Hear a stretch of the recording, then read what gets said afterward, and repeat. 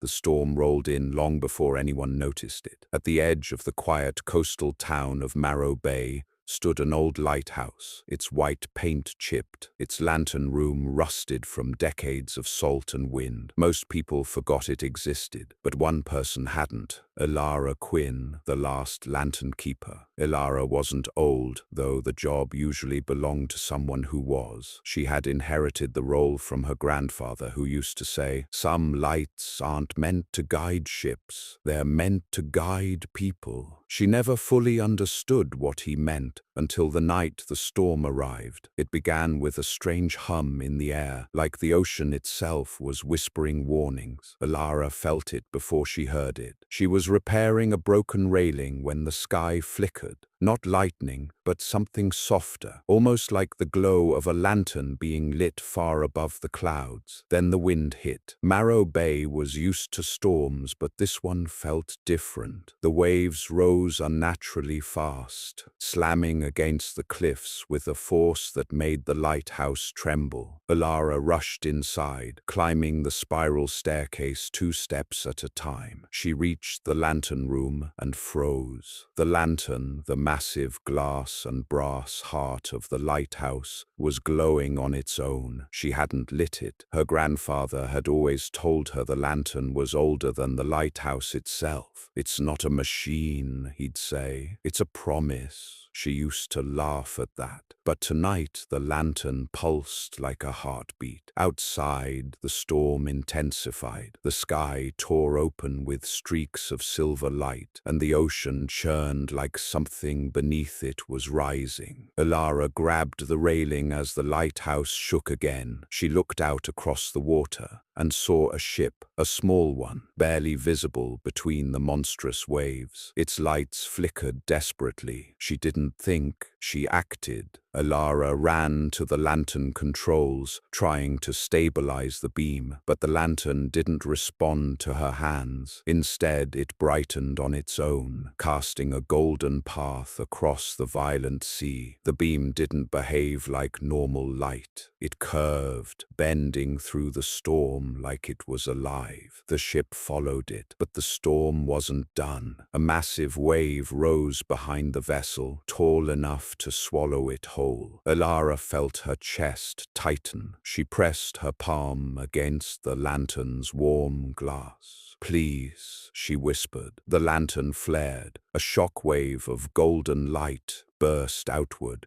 slicing through the storm. The wave collapsed harmlessly. The clouds split open. The ocean calmed as if soothed by a giant invisible hand. The ship drifted safely toward the harbor. Elara exhaled, her legs trembling. She sank to the floor of the lantern room, overwhelmed. The lantern dimmed gently, returning to its normal glow. Then she heard footsteps. Her grandfather's old friend, Marin, climbed into the lantern room, soaked from the rain. He stared at the lantern, then at Elara. "You saw it," he said quietly. Elara nodded. Marin stepped closer. "Your grandfather didn't keep this lighthouse because it guided ships. He kept it because it protects this town. The lantern chooses its keeper, and tonight it chose you." Elara looked at the lantern again. It pulsed once, like a nod.